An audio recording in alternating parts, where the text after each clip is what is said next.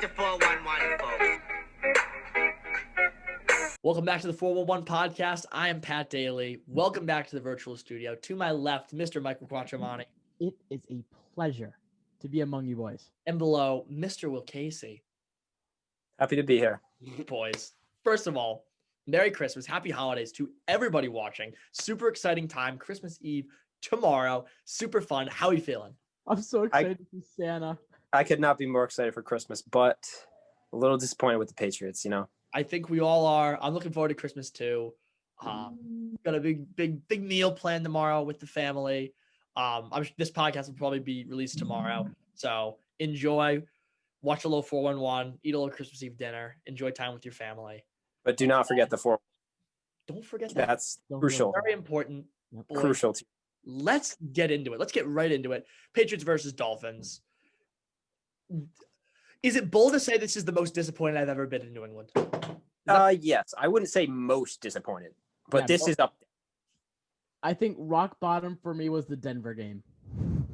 But I still think it's different. I don't know. But Being still eliminated definitely stings for pretty sure. disappointing. Yeah. And we got an absolute tall order next up on our little schedule. Pats versus Bills. This is going to be tough. But we're going to mix it up a little bit this week. Our next segment, just since, fantasy is kind of coming to a close, I have found my spot in the fantasy championship. Congratulations, Pat Daly. Very exciting. Playing our good friend Neil Detello. Quarterback hot seat. So I'm going to throw 3 quarterbacks out there, and I want you to rate scale 1 to 10 how at risk their job is going to be this year or next year. So how based on how well they're playing in general, do you think their job is in jeopardy? And to finish it off, we're going to keep it going with overrated, underrated. So I'm going to throw out 4 teams, and you guys are going to tell me overrated, underrated, rated just where they're supposed to be. And let's get right into it. I want to start this segment off with Will. Get us going. Patriots, Dolphins. All right. I was very impressed by one player in specific, and he's on the defense. Number 59, Terez Hall. 2 weeks in a row. He's in on basically every tackle, 12 tackles versus the Dolphins. That's double what anybody else had. He's the inside linebacker. Bill Belichick put a lot of trust in him, tried him out a couple weeks ago, and he's turned out really well. I'm very impressed. And, of course, J.C. Jackson as well. Another interception. I think he's number 2 interceptions in the league. I want to be the first to say. I just wanted to point out the positive spots. Like Jacoby Myers had another 100-yard game. I was just going to say 100-yard game for Jacoby Myers, but I just want to be the first to say rest in peace to this season. Wow. That was an absolute roller coaster of a season.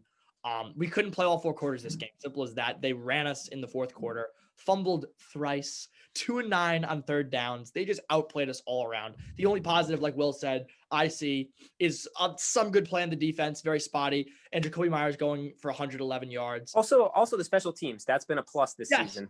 Definitely special teams. Will, I love the positivity, but it always seems to change. You never know what Patriots team you're going to get, and inconsistency killed us this year. So adieu to the New England Patriots. Rebuild. On to the next one. Mike. Yeah. Now for Mr. Negative to make his entrance. Mr. Negative. You can't beat Miami.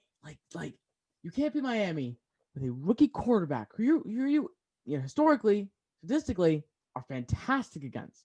You can't beat Miami without their number 1 running back, their number 1 receiver, and their number 1 tight end. For me, it's Stidham season. That's honestly all I got. It's Stidham time to shine. I have a real feeling that they are not going to start Stidham. I think so too. I don't think they will, but I will agree that it might not be a bad idea at this point in the season. Yes. I said that last time. Yeah. No, just all around. To be honest, I don't think there's much to talk about here. This was not good. We couldn't I guess I can just reiterate what Mike said. We couldn't beat them with a rookie quarterback, which we were statistically great against, and all of those players out, your star receiver, your star running back, all gone, and we still couldn't beat them. I thought it was funny because at one point I think it was like earlier in the first quarter. It might have been Miami's first drive. Adam Shaheen, a guy who I really never heard about, broke 4 tackles. Some rando tight end broke 4 tackles on one play. And I'm thinking to myself, why can't we get this tight end on our team? We can't find tight ends for the life of us. And it seems like tight end have been the lifeblood of the Patriots dynasty for the last 20 years. So why can't we get any tight ends? Like, what's that about? I don't know. Like, we can't throw in Devin Asiasi for a play. Devin Asiasi is what? Why doesn't he get the ball? We can't give Dalton Keene a try. Like, it makes no sense to me. I don't understand it. I will say I kind of missed on Sony Michel this year. He has performed better than expected. He's rushing for over 5.7 yards per carry right now. Very solid. Yeah, but Mike, again. Oh, never mind. Keep going. It is a very small sample size. I mean, the guy's only been healthy for like 3 or 4 games, so you gotta see what he can do for a full season. I'm still team Damian Harris for the backfield. I'm not too opposed to a committee, though. I think that definitely opens up the offense like they're doing in LA. I just think Bill is so apprehensive to put in younger talent. That's why we haven't seen a lot of Kane. That's why we haven't seen Stidham. Why haven't seen Asiasi. And I think Will prefaced it perfectly. 100-yard game for Jacoby Myers. Therese Hall gets 12 tackles, back-to-back double-digit tackle games. I think it was 12 and 12. Yeah, it really is great to see Bill actually, trusting younger players, which we're seeing teams like Miami, who is built off of young players, and also you got some veterans like Landon Roberts, Kyle Van Noy, Xavier Howard, guys like that. But that team is built by young players. Their star quarterback is a rookie, and they're about to miss the playoffs by this much. So I think Bill needs to really realize, okay, we have a young team. I got to adapt to this and go from there. I really agree with you on the running back core. Nobody's really given us a reason to stray from the committee formation that we got going. I like what we have. I like how we switch them out. You always got to keep the defense guessing. 100%. Damian Harris, though, maybe he'll be the guy who breaks us out of the committee formation that we got going on. I got hope for it. For the Patriots, just like thinking back, it's always a new rando. You got LeGarrette Blount for a couple of years. You got Ben Jarvis, Green Ellis. You got Dion Lewis. You have Jonas Gray. Like, all of these just like there for a year, off in another. Just like those kind of like guys. I really do, Mike and Will. I wish we could just get one solid guy. Maybe Damian Harris is the answer, but I have a feeling we're not going to pay him eventually, and that's just the Patriot way. And I don't really. We really haven't had a solid running back since like Corey Dillon and Kevin Falk. It's been a long time. Yeah, I love the Dillon and Falk throwbacks for sure. I'm really opposed to paying running backs. I mean, Zeke Elliott is the second highest paid running back, and name one good running back, older than 20 years old. It's really hard to do. It's not easy to be a running back in general. Yeah, exactly. You're 28, one ACL, your career's over. Exactly. And honestly, like, if you look at the Patriots, they have some good running backs. I know I obviously I think the three of us probably do it. Knock on Sony Michel a lot, but he can be a good second string change of pace running back. Obviously, Damian Harris can be a good bell cow. Where is James White? Mike, you changed your tune so quickly. You were destroying Sony Michel. Yes, because I didn't think he should be the focal point of the Patriots' run game when he was getting plus carries a game. I think he can be a good, like a Jamal Williams guy or like a Boston Scott. Like Miles Sanders and Aaron Jones, they're the running backs. They're getting like 70 to 80% of the snaps. But, you give it to Sony once in a while. I just don't know where James White is. It's really frustrating to see such a talent and a guy that going into the season, the three of us were really high on thinking that, him and Edelman were going to take the reins of the offense. Then Edelman goes down. Okay, it's James White season, and we just haven't seen him. That's been the problem. Yeah, only 2 carries for just 3 yards. Yeah, in the rush game. He did have 4 catches for 50. I guess that made up for a little bit, but. In general, this is obviously a rebuild year. I have a feeling we're to finish about 7-9. Rebuild year, but season's got to continue. On to the next one. Let's talk Patriots Bills. If you don't mind, I'd like to start this one off. Please, Pat. Go for it. For me, there's not much to say here, but there's 1,000 words to complain about. When I say, there's not much to say, like, there's not much positive things to say. We probably know the outcome of this game. Right. There's nothing new to report. So I would say this. Same old stuff. I would say this. It is still clear whether Bill is going to start Cameron Stidham. It's so unclear. Bill was on a talk show, and I read the transcript, and it's filled with Bill just being a jerk. He was like, it's been several weeks and you continue to ask the same question. I'm done with it. I won't answer the question in regards to the guys in the talk show asking about, Stidham or Newton this week. And he just won't answer the question. But this week ain't looking too hot. So the Bills are coming off a win against the Steelers and the Broncos, a little bit easier. But Stephon Diggs is having one of the best seasons of his career. A problem for the Pats is 100 yards. Crazy. Absolutely crazy. Honestly, I agree with Bill for being a little secretive. It takes a toll on the psyche of your players, kind of, if the media runs away with it. Like, it can really get you. But at the end of the day, I think he's going to start Newton, which is the most frustrating part. Do you see what I'm saying? That Newton. I know. No, I see what you're saying. Yeah. Yeah. So I think the thing that is going to break the Patriots back here is going to be the run game. Singletary and Moss went for over 80 yards last time they met. And seeing as the Patriots give up 6 yards per play, this is not good. Patriots win. Patriots win this one. Bills win this one 31-17. I guess I'll do the score prediction next. I got the Patriots. It's not there. It's really not there. So I don't see them scoring too much in this one. I'm going to go 7-21. Wow. Yeah, Pat, I love how you're prefacing the run game because it's bad. The Patriots rank 4th last in opponent rushing yards per game with 168 allowed a game. I think it's going to be the tale of Josh Allen just being able to pick apart this very inconsistent secondary, though. Again, not much you can really say positive about this team. I've got the Bills taking this one.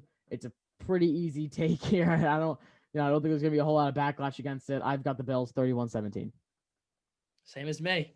Yeah, just to wrap this up, this ain't good. The Patriots, I think, should be starting Stidham. I think we all agree on that. I don't think they will. We'll have to see. I'm still obviously going to be very entertained by the game, but I will say, I would like to applaud Will for opening up the podcast with some positivity. I really love appreciate that. I knew this was going to be a sad podcast. We needed something about the Patriots. I love it. But you know what? Our next 2 segments are not about the Patriots. And I think they're going to lift the mood a little bit. Let's focus on, playoffs. Let's focus on next season. And let's just focus on what's ahead of us. So next up is going to be QB hot seat. So boys, I'm going to throw out a player and I want you to say, let's say on a scale from 1 to 10, if you think this guy 10, this guy is going to be bounced real soon, or 1 or 0, this guy's cool and he has a stable job. Pat, gotcha. I want you to throw in your take too. All right. Of course. Please. Come on. So my first quarterback is going to be Drew Lock.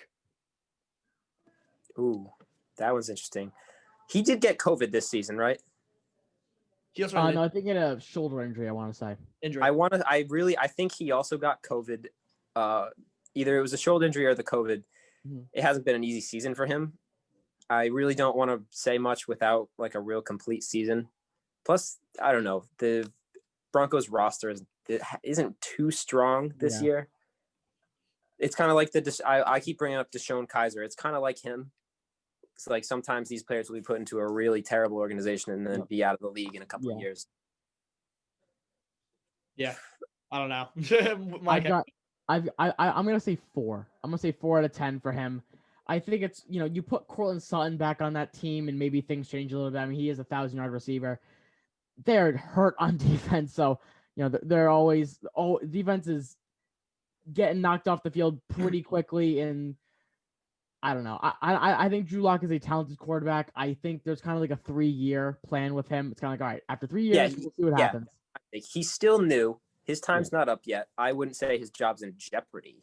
No. For me, I would say, I think Mike put it perfectly. Plus, like Michael said, Sutton didn't play most of the year.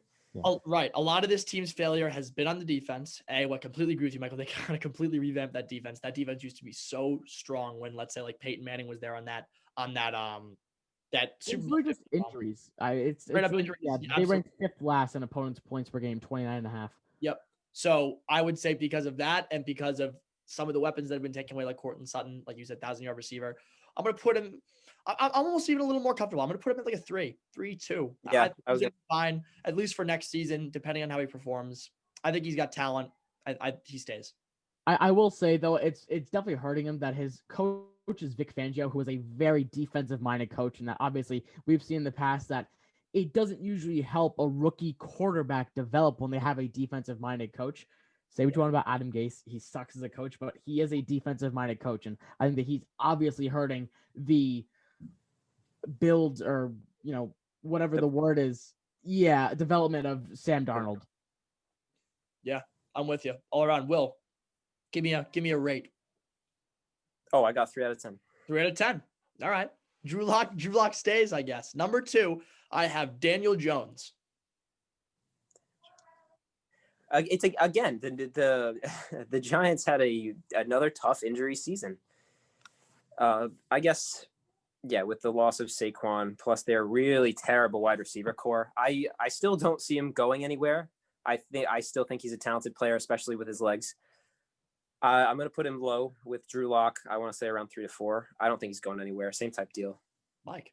Yeah, like I could see a world where Daniel Jones is the quarterback next year, but just to put it in perspective, Daniel Jones through 24 games has more turnovers than Jamarcus Russell, who is widely known as the biggest bust in NFL history. Yeah, but I would also like to point out how Jameis Winston threw 30 picks in a season and did not lose his job. He did. He's a backup now, and he also threw for 5,000 yards. And I think the New York organization down there is blaming their season on the loss of Saquon Barkley and their weak wide receiver core. I don't think they're pinning their issues all on Daniel Jones. I think they should be. Daniel Jones is not a good quarterback. He doesn't make good throws. He's very indecisive. He doesn't have good pocket awareness. And I think that you got to move on from him. I mean, like, they have a How long has he been in New York for, or even starting? This is his second year now. This is his second year. That's he hasn't still shown anything. Last year he was bad. They were 4-12 or 3-13 last year. He was bad. This year, the only reason the Giants are a relevant football team is because they play in the crappy NFC East, and because they have a solid defense that ranks 9th in the NFL. Without that, I think Daniel Jones sucks. I don't think he's a good quarterback. I think he's just a bust, and people are holding on to his name like Mitch Trubisky because of the high draft pick. I think it's tough with the high draft picks. Mitch Trubisky had more weapons though. Mm-hmm. And he didn't very true. He didn't do anything with them. But like, look, his number one guy is Evan Engram. Is he the tight end in New York? No. Yeah, New York, yeah. Engram, Sterling Shepard, Darius Slayton. I Slayton. know it's not great. I'm just saying. A lot of times you see these NFL teams fire their coach or get rid of their quarterback, namely the Browns, at the fault of bad wide receiver cores or like just bad players all around. Sometimes that's not what it is. Yeah, that's why I'm gonna go down from a 7. I personally would say 11, but just for the Giants, I'm gonna say like a 5 or a 4 because I do agree with you. I think that what they're first gonna try to solve is getting another weapon like a wide receiver or a tight end. Would not say 10 or 11, but I'm gonna put right where Mike was. I'm gonna put it at a hearty 6. I think he's shown time and time again that he can't come back from adversity. He can't make a comeback very well. He usually blows those type of things. Like you said, pocket awareness is very poor. Yes, he has bad receivers around him. Yes, the team is mostly carried by a pretty solid defense. Okay. I don't want to call him a bust yet. Yeah. He's getting this third upcoming season is a turning point. Yes. Say you get him the weapon that he needs. Saquon's back. Mm-hmm. So you have a good wide receiver, a reliable wide receiver, plus the other guys who are all solid second, third string options for a team. How do you think Daniel Jones would do in that type of situation? It will have this third year is the turning point. If something changes in their offense and it can click, he's there to stay. I like that. I say you give him 6 games. 6 games next year and you see where he is. Wow. Right. I don't know about that. I still think I think that's the best way to put it. Will, next year's the turning point. So I think for next season I put him at like a 3, but in the future I put him at like a 5. He's got to prove himself. Next season we'll see where he's at. Yeah, so our final QB hot seat, we have Jimmy Garoppolo. Ooh, I thought you were gonna put Cam Newton there. So. Nah, that's too easy. We've talked about Cam Newton so much. That's too easy. Jimmy G. I'm gonna put. Sorry, Will. You started the last 2. We'll switch it up a little bit. All right, we'll switch it up. I'm gonna put Garoppolo. I'm gonna put him around 8. I am. Yeah. I think this season especially, even with George Kittle and he had Deebo Samuel for a few games. I mean, he didn't look good. Like Yeah, let's be honest here. he just really honestly, there's no stats to back it up. There probably are. I just don't have any on me, obviously. But just for the eye test, he just didn't look like a good quarterback for that system. So I think if you're San Francisco, I'm not saying Nick Mullins is the future because I don't think he's the greatest quarterback in the world. I'm not even saying CJ Beathard's the future. I think Nick Mullins actually might miss the rest of the season. Is he really? I think he is. Yeah. I think that there are better options out there, not necessarily even in the draft, but even in free agency, because you have a good roster. Like they have a young roster, but they can compete. Especially with a very Patriots-esque offense with a star tight end. Star tight end, solid number one receiver, great run game, great offensive line. It's very Patriot-esque. I think you go out and get a new quarterback. Speaking of their running backs, I think Raheem Mostert is incredibly underrated. I think so too. He's a potential to be like Derrick Henry-esque, not Derrick Henry level, but similar to his play style. I'm down. Oh, come on, Derrick Henry-esque. I think he has the potential for that. No way. Look, I think he can barely separate himself in a committee. He kind of just reminds me of Damian Harris, where it is a committee, but he's like the number one guy in the committee. We'll have to see what he can do as a starter if he ever gets that opportunity, though. Yeah, I would put he's a hard downfield runner. That's the vibe that I get from him. He hits hard. He runs. Very true. True. I would put Jimmy G probably highest out of the other two that we've looked at. I'm going to put him at least a 6 or a 7. Yeah, I'm going with 7. Yeah, 7. I test very true, Mike.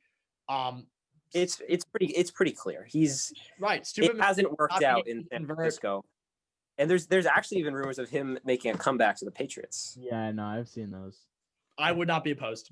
I would not be opposed to that. I wouldn't either. I'd like him over Hoyer or Stidham. I'd like anybody over Cam Newton. That's fair. Oh, Michael. But I'll take Pat over Cam Newton. Pat is the new quarterback. I got an arm. Come on. So I put him at a 7. Season. Mike, who you got at? Look, he went to the Super Bowl. That's the only thing that's keeping me from putting him at like a 10. No, he didn't. That was a fluke. But he did though. I know the run game did, but he still went to the Super Bowl. Didn't he tear his ACL that year too? Yeah, Mike, and Peyton Manning went to the Super Bowl back in Super Bowl 50. Yeah, but still, on paper, he participated as the starting quarterback in Super Bowl 53 or 4, whatever it was. Like yes, yeah, dude, he still led the team. He still led the team there. Like Tim Tebow's playoff run back in the day. Yeah, like he was terrible, but it worked out. Regardless, I still give him a 7. His job's at risk. His job is done. Yeah, I'll say 7 or 8. I'll say 7.36. CJ Beathard is their future. Well, what do you got? What's your rank? He's up. Now my rank? Oh, I said 7. 7? All right. Yeah. Sounds good. Ladies and gents, to finish off our podcast today, we have a segment that we had last week, overrated, underrated. So it's my favorite segment. I love this segment so much. Segment. So I'm going to give a team, and you guys are going to say pretty simply, highly overrated, very underrated, slightly overrated. Give me a little bit of a spectrum, and we'll debate about it. So my first team is going to be the Arizona Cardinals. Mike, you want to take this one? Yeah. I'm gonna say slightly. I'm very close to saying perfectly rated. I'm gonna say slightly underrated. I don't think Cliff Kingsbury is the best coach in the world. I think he's probably the worst coach in the NFC West. Wow. I think they should probably get rid of him, if I'm being honest. They are not using DeAndre Hopkins well at all. Like, just watching that game, every single play, Hopkins out route. Like, every single one. It's honestly, it's bad because the three of us know that DeAndre Hopkins is a top 3 receiver in the NFL, probably arguably the best receiver in the NFL. He should not be just running out routes all day. That's Demir Bird routes. So that's kind of frustrating to me, but I don't want to pinpoint just on that. They have Kyler Murray is a fantastic quarterback. He solves a lot of the offensive line issues from being able to move out of the pocket. They have a solid run game. I know, there's a lot of Kenyon Drake slander going around because of fantasy football. I know, but he's a solid running back. That duo of him and Chase Edmonds is good. The defense is a liability. But I do think that if they were to make the playoffs, which I think they have a good shot to do, especially with the Vikings loss to the Bears last Sunday, they can definitely make noise in the playoffs. I think they definitely can, especially against the 2 seed who might be the Saints. If Michael Thomas isn't healthy by then, I could definitely see them making some noise. So I'm going to say slightly underrated. Well, I'm definitely gonna have to agree with you. They're 8-6, and I see I have my crystal ball. I see in the future Kyler Murray being or having the potential to be play at a very high level for the next couple of years, especially with an incredible wide receiver like DeAndre Hopkins, if they can figure out a way to use him. I'm just gonna say it now. Kyler Murray Perfectly won their last 2 games, 8-6, right where they should be. They've got a lot of potential for the future, though. I'm gonna say right now, Kyler Murray is the MVP next year. Yeah, I like Kyler Murray next year. I'm just gonna say it now. Kyler Murray will be the most valuable player in the 2020. Pat, I don't know about MVP. Where's the flag at? Yeah, Pat, can you hear me the flag? Oh, Give me that. yeah. I'll throw it up myself. That's fine. MVP. I think as long as Aaron Rodgers, Russell Wilson, and Patrick Mahomes are in the NFL, it's gonna be really hard to top that. Don't you worry about that. He's developing. Aaron Rodgers can't play at this level for 2 years in a row. Yeah, I'm not concerned about Rodgers. He's like 39. Brady won it at 40. Wilson and Mahomes. That's not Brady. But I would say that this team, I'm gonna be a little more pessimistic. I think this team is right where it's supposed to be. You said 8-6. Are they in the playoffs right now? I think they are. They're 3rd in the NFC West. I think they're going to squeak into the playoffs. I think they can make a playoff run, but right now, I think they'll be the wild. They'll be the wild card or a wild. I think 8-6. They've dropped a lot of. They're fighting. They're fighting games. the Bucks and the Rams currently. Yeah, they've dropped a couple iffy games. So I think they're right where they're supposed to be. So next up we have the LA Rams. Speaking of the double. I just thought I'd throw it out just because of what happened. Wildly overrated, and it's not even just for the Jets game. You think overrated? Wildly, and it's not for the Jets game. It's really not. They just give me Chicago vibes. It's kind of like, yeah, Chicago has a great defense, but like their offense isn't that good.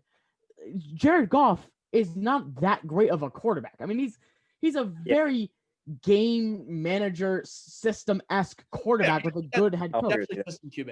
And if you don't have, I'll agree with you there, but their wide receivers should carry them, I think, a little bit more than they are. But if you can't throw it to them, then what matters about it? You know, I don't know. Systematic quarterbacks make those throws. I would say I will not take this Goff slander. As long as, dude, by no means is Goff a great quarterback. He's not a bad one either. If you surround him with the type of receivers that they have, agreed. Yeah, he's gonna do solid, and I think he's done okay. Or yeah, he's done okay. People are putting them in the Super Bowl contender category. I don't see that. Mike, that's the standard. They're pretty overrated. He went to the Super Bowl, so he's good. Okay, Mike, but you can't. Guess who else? I know, you're Josh. Guess who else is 9-5? The Bucks.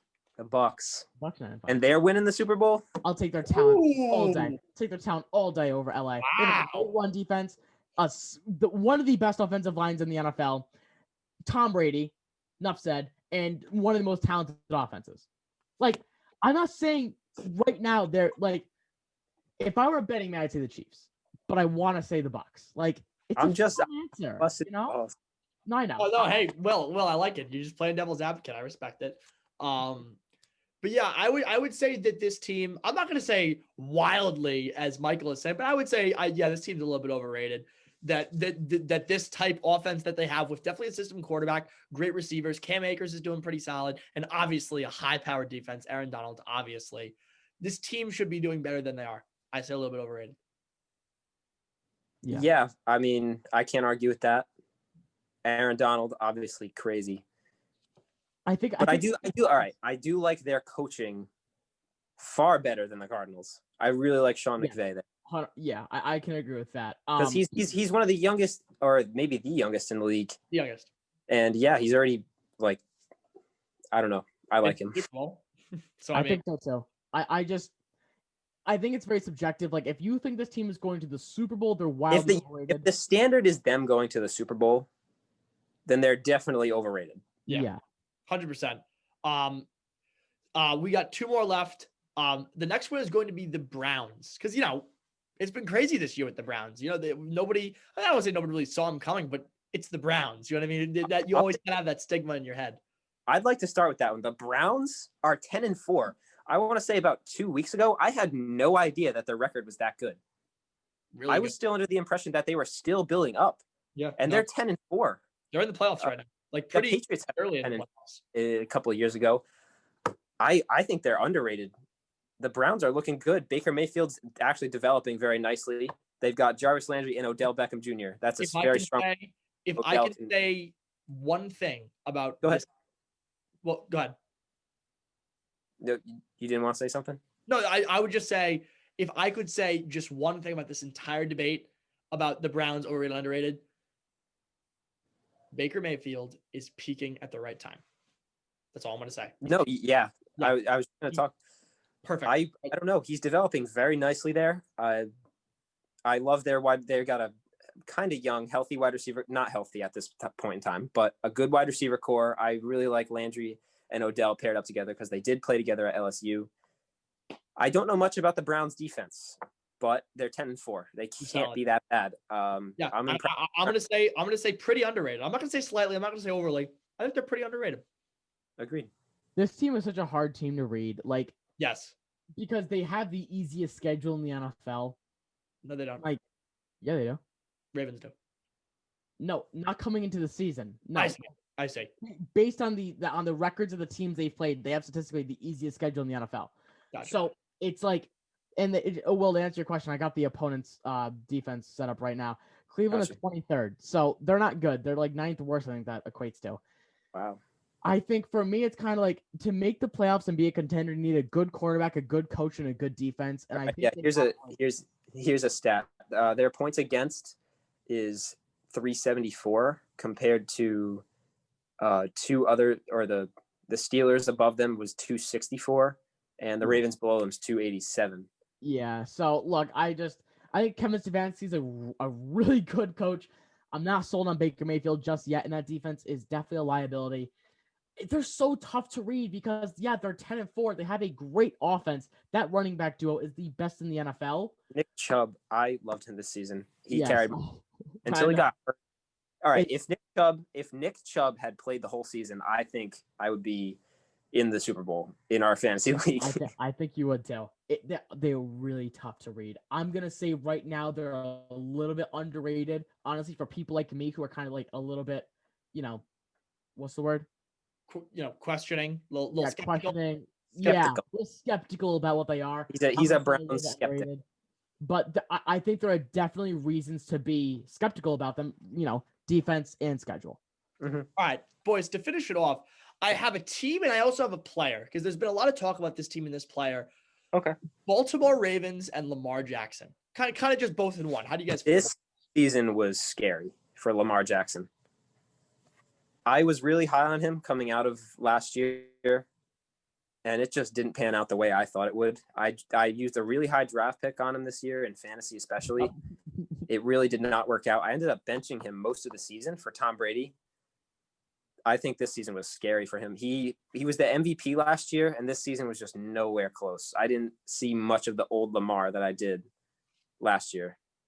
Yeah, absolutely. I think coming into this season, they're definitely overrated. Looking at from the hype that they had, overrated. But yeah, you know what I'm trying to say?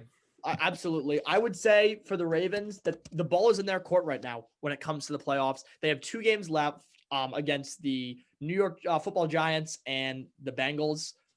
Never know with the Bengals, because apparently the Bengals beat the Steelers. So maybe they'll come out and win. But as long as the ball's in their court, if they win out there in the playoffs. So I do think they're going to make the playoffs. But once Lamar's been spotty, he's shown signs of his MVP season last year. But I don't know. I'm going to say that this team is rated right where they're supposed to be, because I think people are skeptical about them, and I think it's fair. So I think they're rated right where they're supposed to be. I'd also like to point out that the AFC North is a pretty strong division. Steelers are 11-3, Browns are 10-4, and the Ravens themselves are 9-5, minus the Bengals. But that's a pretty strong division. Yes. In a strong division like that, it's tough to win games. For example, the AFC East last year and for the last 20 years, if you have an easy division, it can be pretty easy to win. Just to win a lot of games in general. You're playing them each team twice a year. Yeah. I don't know. I think that earlier in the year, Baltimore was having like an identity crisis. Like I just don't think they. Yeah, knew that's a what they were. good word. I like I that. just don't think they knew what they were. Like they're trying to be a run-heavy team, but when you're the defense and you're all right, we got Baltimore on our schedule. What are we gonna do this week? Okay, well they have Lamar Jackson. Lamar. So we're just gonna put 10 guys in the box and just stop Lamar Jackson. And that's what defenses did. And that's why they got up to a rocky start. And I think now they're like, okay, well we gotta get some passing game going. And you know what? It's Right, tough. Mike. We all said this when the Patriots played the Ravens. If you make Lamar Jackson pass the ball, you're probably gonna win. Yeah. Here's the thing, though. Here's the thing. It's not a knock on Lamar's throwing talent. A lot of people say, "Oh, he's not a good thrower." He is. If you give the guy people to throw the ball to, he can be a good quarterback. That's my only critique. Is like, I think the Ravens are slightly underrated because they can make some noise in the playoffs. Lamar Jackson's a great quarterback. They have a great defense, and Harbaugh's a good coach.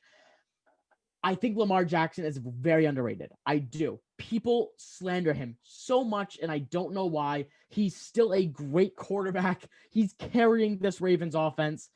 When you can't throw the ball to people, it's really hard to be a good quarterback, with the exception of Cam Newton. He just sucks. So I think Lamar is underrated. All right. I don't know. This season definitely made me very nervous. They're strong. I'd like to see more offensive weapons, especially in the passing game, because that's exactly what happened to Lamar. The defensive coordinators figured him out, and He just until reminds me so much of Kyler Murray. Like until John Yeah. Harbaugh and John Harbaugh and company can figure something out. Actually, that's a good way to look at it. What happened this year is the defensive coordinators, they figured him out, and now it's an identity crisis. Yeah, I can't disagree with you. That was give him DeAndre Hopkins as a wide receiver. I promise you, he puts up Kyler Murray numbers, possibly even better. Yeah, boys. I agree. I'm 100% with you. There's a lot of skepticism when it comes to this. I'm going to put it right in the middle. I think it's right where they're supposed to be. And boys, that wraps up this week's episode of the 411. I am Pat Daly signing off. Michael Quattromani signing off. And Will Casey signing off. The 411 podcast, and we will see you next time. Happy holidays. Wow. Nice, very nice, very nice. All right. Great podcast, boys.